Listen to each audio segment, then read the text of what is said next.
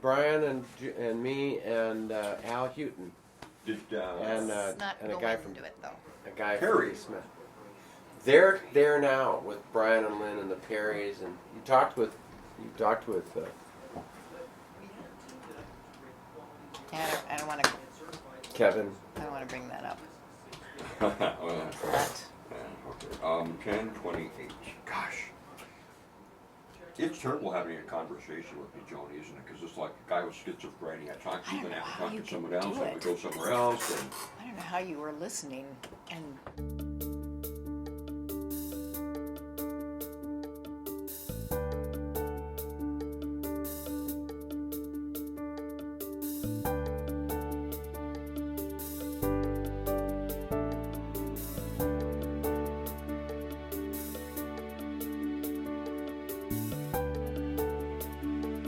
welcome. Sure is nice to have you here. Thank Good you, Bob. morning. Thank you.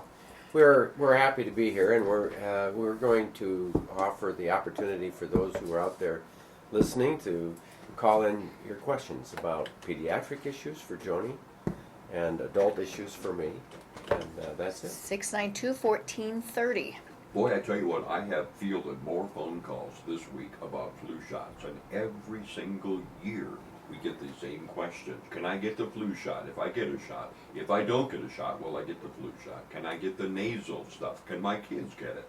It's Right. just continuing education year after year, isn't Right. it? So in a nutshell, no, you can't get the influenza from a flu shot. You will not. It's a dead virus. It is not attenuated even. It is just the parts of the body of the flu shot that stimulates your immune system to work is what you get. And I think that you have to realize that it's almost 100 million% safe, but it is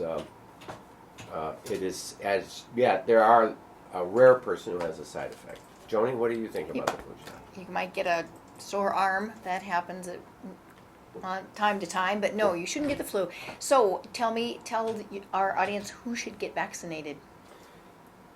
That's a good question, and the answer is everyone.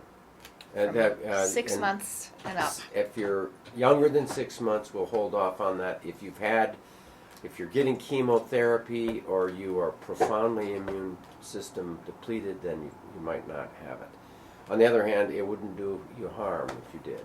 So the I point don't know what the the requirements are there. It seems to me like you would want it, but you probably talk with your subspecialist. right. It's not going to stimulate your immune system though for the most part. Oh, okay. So if you're on kidney transplant anti-rejection medicine, those flu shots aren't going to be as effective. The only way that you are going to be protected by the flu shot in those cases is if other people have the flu shot. How long does it take before it becomes effective and provides you protection? I think it's about 2 weeks, isn't it? 2 weeks is the protection is probably, it begins, day 3, 4, 5, but it builds over time.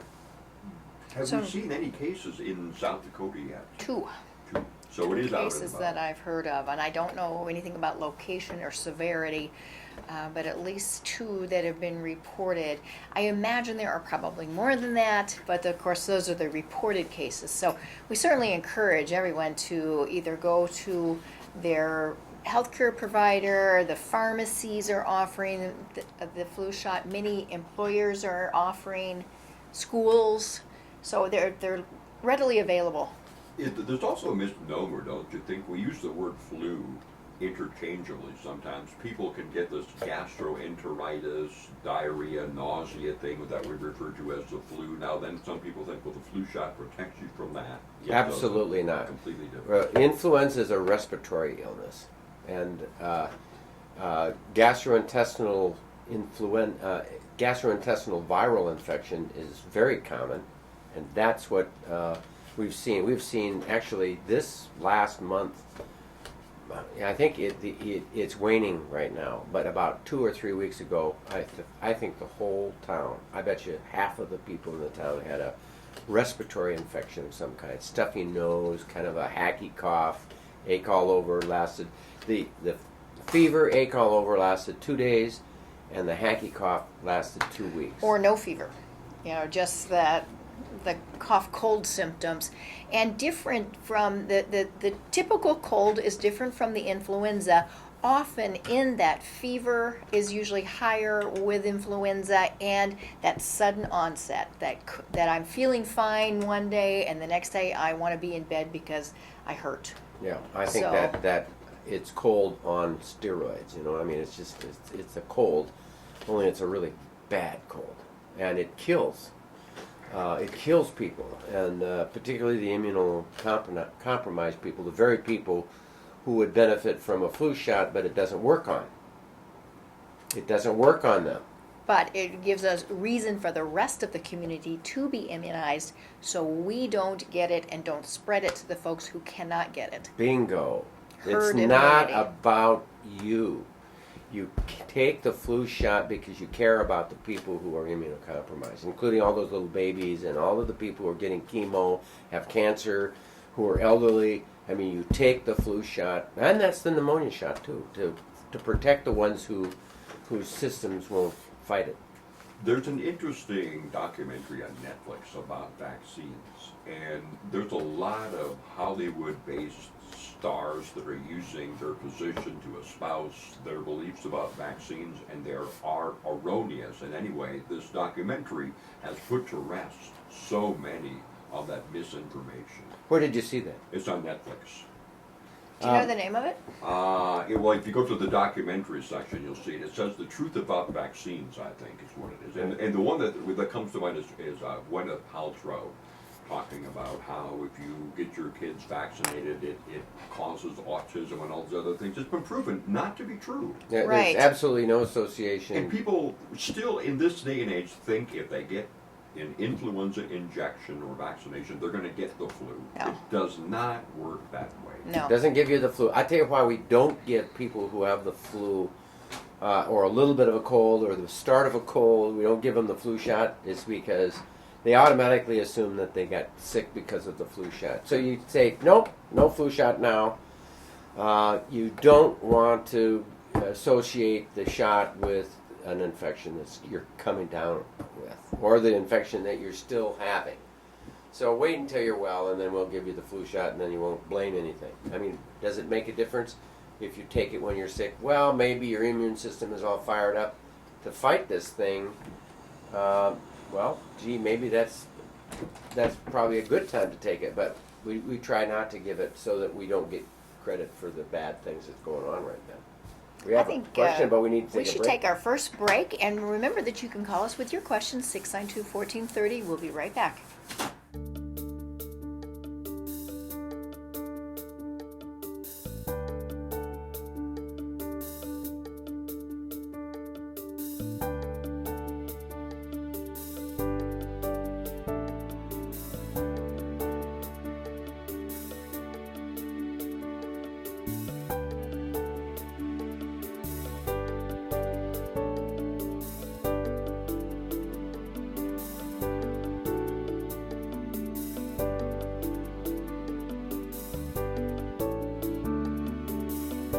Radio. Thank you all for listening.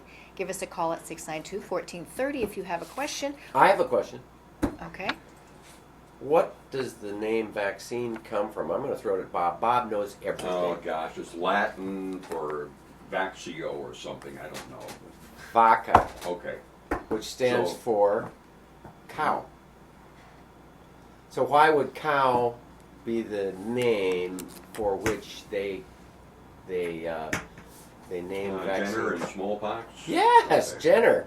So Louis Jenner was in the 1700s. They had been working on trying to prevent smallpox. Basically, is a horrendous illness that kills 80% of children that get it. It kills 35% on average if you're not a child. It is a awful, disfiguring thing. It makes these terrible scars on your face. But it's basically non-existent, isn't it? Yes, it is non-existent because of vaccines. Okay. Want to get that out there quickly. Let's start with that. It's absolutely not. The last real case of smallpox was in 1977. Wow. And That's the way amazing, isn't it? and the way they would treat it is these people would come down with it in this little village, and then they would vaccinate everybody around it, so that the herd surrounding the vaccine or the Index infection, case. the index infection, wouldn't spread. And then another case would pop up in this village over here, and they'd go around and they would vaccinate everybody around them, and isolate it in that manner, and in that very slow way, they eliminated the spread of this horrendous, miserable, awful illness. People would get the pox on their eyes, their cornea, and then they become blind.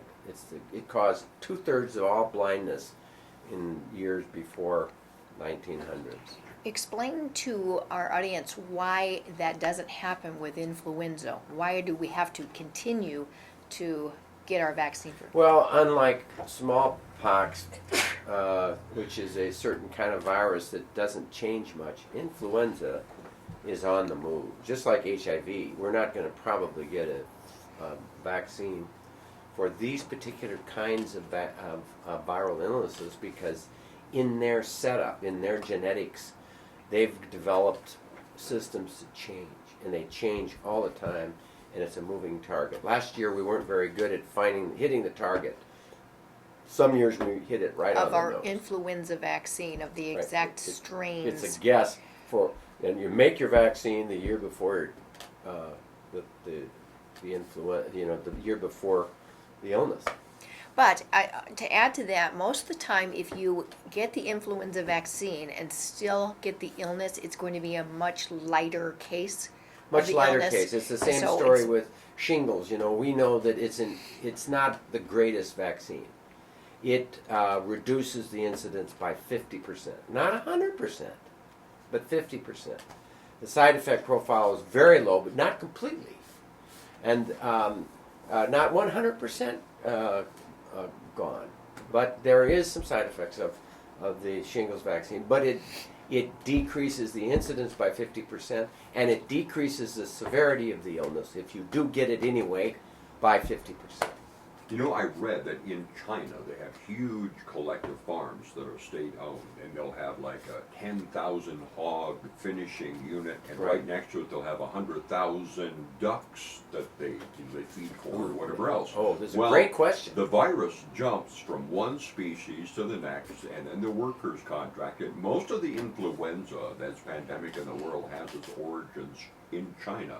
And the World Health Organization has been trying to convince Chinese officials for years to split them up. But of course, transportation, lack of infrastructure, and all these other things becomes an issue. But if they could do that, we could really, really eliminate a lot of that. And like you said, it's a kind of a crapshoot. They come up with a vaccine last year. Some hog has got the sniffles this year. The virus mutates. The ducks get it. It mutates again, And then you got, Yeah. and what we anticipate is that the new smallpox, that is so devastating, and epidemic after epidemic may occur in the future, might be one of those hog viruses that transmit to ducks that then transmit to humans. As of yet, we don't have one that spreads from human to human. Why is it that Like the that. Spanish influenza was so particularly deadly back in the early 19th century? I don't know. I don't either. And it's very interesting that there's some really great stories about this. The Spanish flu, quote unquote, of the 1918s. They isolated certain towns. Colorado, what is it? Gunnison? Gunnison, Colorado, would not take anybody into their town. You could leave, but you couldn't come in. And they had enough food to get by, and they waited for it out. And there was a college on the East Coast. The train came by, they wouldn't let the train stop. No stopping here, no kids went home, no kids came back. Point being, And they didn't get the illness. And nobody died in Gunnison, and nobody died in that little Campus. college campus. whereas it's killing 20%. In fact, in the worst thing about that infection was that it wasn't the old debilitated that died. It was the young, perfectly healthy person. Well, it was World War One, and they had induction centers where young, healthy farm boys for the first time were in close proximity. And it seems to me someplace that we actually lost more people because of that than actually perished in the trench warfare, which is amazing, isn't it? Yeah, Wow. that's certainly the case in Civil War, that illnesses, infections killed us. So it goes to speak toward the importance of the vaccination. And if we can eliminate smallpox, and let me ask you this, when's the last time you saw a case of measles? I have not, since I was in The Atlanta. 70s, exactly. Measles, every now and then, it's becoming less and less that I will have a patient come in and say, oh, I'm concerned, I think my child has the measles, because it's pretty much non-existent Yeah, in our community. Have you seen measles lately? Oh no. Since the 70s, in my very, very early pediatric And you're a days. pediatric person, so Right, you it's should, not out it's- there. In some underdeveloped countries where they're not receiving the vaccine, they are still having measles outbreaks, but because of the immunization, just what you were talking about, Bob, it's been eliminated. And if we can continue with chickenpox vaccine and other vaccines, we will eventually eliminate, unless they are the kind of mutating. moving target kind of thing. When you're a young parent, now that I'm a grandparent, have a granddaughter, and Yes. you want to bring them in to get them vaccinated at certain times. Yes. When my kids were small, it was like the DPT vaccines. Correct. Do they continue to give those? Have they changed? Have they added new vaccinations to those? Yes, they have. They have changed. They have added, and that raises concern for parents. In my mind, somewhat unfounded concerns, because I trust the Center for Disease Control. I trust the powers, the scientists who do the research. But we have the same that we gave and added more to that. And so when babies come in, they will easily have 4 shots on a visit, and maybe even an oral. And so it does freak parents out, but I'm an advocate for going with the time frames that are chosen, because the physicians, the scientists who made the schedule, looked at when that child was most susceptible and chose the vaccines specifically for those times. So by choosing your own schedule, by spreading them out, you are actually putting your child at greater risk. So I do really believe in the schedule that's been set up. I mean, they have not noted that if you take 3 vaccines at one time versus 1 vaccine at one and spread it out, that there's any difference in effectiveness. In fact, No. there might be an enhanced effectiveness, what I've read this week. Let's talk about the meningitis vaccine. And it's kind of the case that occurred in South Dakota, the young man, the 18-year-old man that died of meningitis. He had his meningitis vaccine. He had. Yes. Is that viral meningitis then? No, it's bacterial. bacterial meninges, Neisseria meningococcus. And so it is like any other immune system. It isn't perfect. I didn't know that. And Yeah. That's kind of scary, isn't it? Well, the worst part of this was that the state health department spread the word that in order to encourage people to get the meningitis vaccine. And I think that's a laudable and important message. But the truth was the kid had the meningitis. Well, I was part of this in that the editorial that I used last week talked about the case, and I did not either, as well as the health department, say that the child was vaccinated. I didn't know that. And so the family has some hurt feelings, and rightfully so. They felt that it should have been brought out, and so we have apologized, and I'm sure Personally that to that personally, and I imagine that the health department has been in contact with them. But I want to clarify what you're saying, Rick, is that no one did anything purposely. Our message was, please get immunized. In hindsight, he was immunized, and it was very unfortunate. But as we said earlier, vaccines are not 100%. But they're still important because they protect the rest of the community, and it's very unfortunate that this young man succumbed to. You know, and he had meningitis. no meningitis symptoms. His neck wasn't stiff. Yeah. He went to bed. He felt fine. That's an amazing scenario.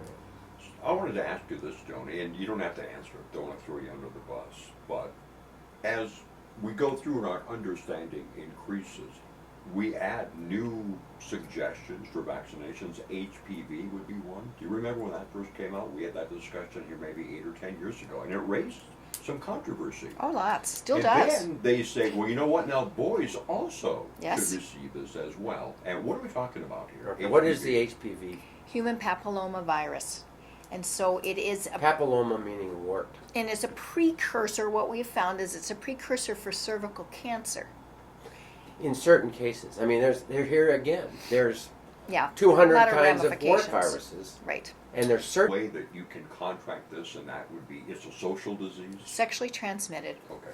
And so that's why we want girls and boys to be vaccinated before they become sexually active. That would mean, in our society, in their very teens. early. Yeah, in Well, their I mean, teens, that- acceptable when we encourage parents to start thinking about it for both boys and girls. It's a 3-shot series. 3. and it costs how much? It's per quite cash? expensive if it is not covered by your insurance. And I want to say, and I haven't checked it recently, but about $150 per shot. So people are thinking seriously about it. It is covered by Medicaid, and in my understanding, most insurances. In fact, my story that I tell patients often is when one of our children was at the right age to get this vaccine, I called the insurance company to check, and it was this time of year, maybe even a little closer to the end of the year, and they said it's 80% covered, but starting January 1st, it's 100% covered. So did you wait? I don't remember. Probably We did, did. but it Yeah. this was I bet this was 8 years ago. So in my mind, having not checked with insurance companies since then, I'm Most of the betting time, that sure. many insurance or most insurance companies are covering Well, it. if you think about it, if you give it to your son, it may protect his Partner. wife from cervical cancer. Now, I mean, if he's gay, there's no wife. But what I'm saying is it's the wife who has the cervix that could get cancer. Well, from but it. there's also penile cancer and oral cancer, and without getting into too many details, there's importance for protecting men in that.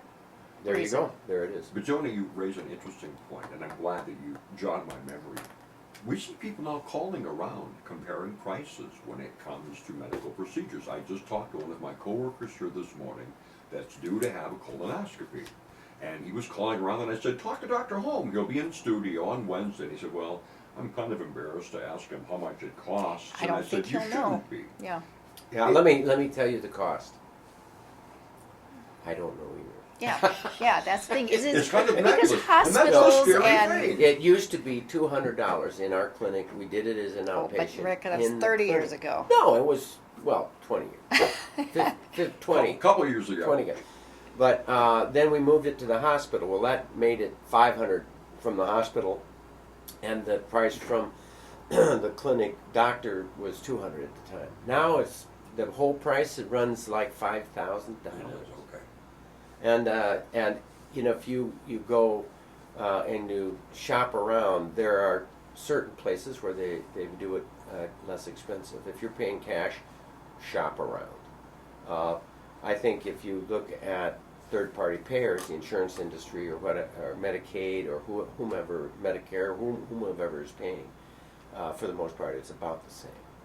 And my personal, and interestingly, Dakota Care was covering preventive screening, but not surveillance colonoscopy. In other words, if I didn't have, if I was 50 and ready for my first one and it's negative, and then when I'm 60 I get my next one and it's negative, they will pay for the surveillance colonoscopy. But if they found a polyp at my 50th and I need a repeat colonoscopy at 55, then they won't pay as much, Which is crazy. So what's But, the difference? So it's diagnostic versus... well, there's a screening colonoscopy, then there is a surveillance which means that there is a previous polyp, and then there's a diagnostic, which means you got blood in the stool. Or Oh, something, okay, some I see. indicators, Or a but change in- still, we don't understand the insurance system sometimes because it's certainly important for that person to be covered. And I'm going to go to another break because we're going to run out of time Oh. before we get to our questions. We have all the time in the world for you. Oh, here we go.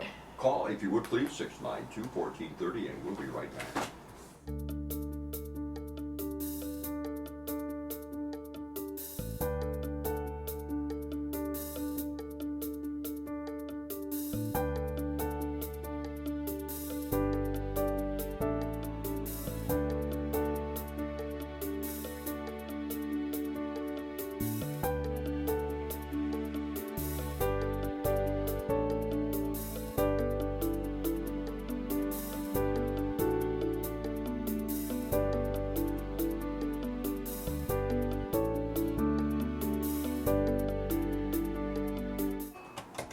Hello, everyone. This is Joni Holm, and this is Prairie Doc Radio. We have Dr. Rick Holm in studio. Thank you for listening.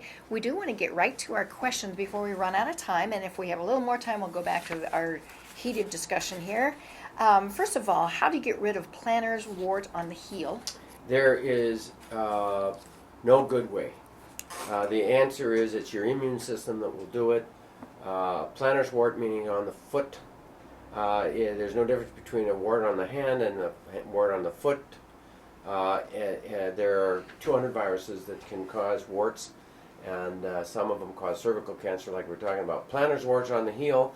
I think the best way to do it is to work on it, and the best way is to shave them down to where they're as low as you can go before it just starts to get a little bit of punctate bleeding. In other words, you can do it with a scalpel, or you can do it with a rasp, or a file. File them down, or pumice stone. File them down to as low as you can go, and then what I will do after that point is I will freeze it with liquid nitrogen, but that hurts like all get out. Another way to do it is to cover it with a backside of a ripe banana peel, and then cover that with duct tape. Another one is just duct tape itself, and you replace the duct tape. And why a banana peel? Because there were some studies that suggested it has some enzyme that helps with it. Maybe it's just because it completely blocks off the air, and the wart needs air. Some people say a little dab of Vaseline and the duct tape, and you just do that once a day for a month. Ever. And forever. And my dermatologist friend Sid Olansky said, or you can say a prayer. You can. It doesn't matter. Nothing and everything works. Maybe take a Tagamet over the counter. Are they contagious? Oh yeah, it's a virus. Yeah. And we use something called cantharone. Do you use that in the clinic? It's like a beetle juice, I believe. It's a acid with a stickum, so it doesn't spread easily, and it burns it and makes a wart. Sometimes what you do when you do the liquid nitrogen, the same as with this stuff you're talking about, is it causes a blister, and you hope that the blister is below the level of the little fingers of the virus that goes down in the dermis, and gets below that, and it lifts it off, and then it kills it. Yeah, and they're very They're hard difficult. to get rid of. And another question we have, I'd like to get to, is when should you get your pneumonia shot, and how often? So after 65, you should have your pneumonia shot. There's 2 pneumonia shots. The government will pay for both of them. One is a trivalent, a 23-valent pneumovax, and the other one they'll pay, and you should do that one a year later, is called Prevnar. And so, and those are the 2 vaccines. The Prevnar is the one that the little kids have used for years. It's 12-valent or 13-valent. 13-valent. So it's not as many pneumonia versions, and it's different than the 23-valent. So they like the idea of both of them, and you do them a year apart, and you could do one or the other, and then the government, Medicare will pay for both of them. Goes to show that pediatrics has really got it together, since we've been doing that shot for a long time. Yeah, you do, don't you? And we in geriatrics, we're just old. You're just dragging up the rear, aren't you? You're going to have a program tomorrow on public Tomorrow television. night is the Bob Talley Show. And we have Explain that a little bit. Bob Talley, MD, cardiologist, who was the dean of the School of Medicine for 25 years. Really one of the great teachers of our state or region or country or nation, world.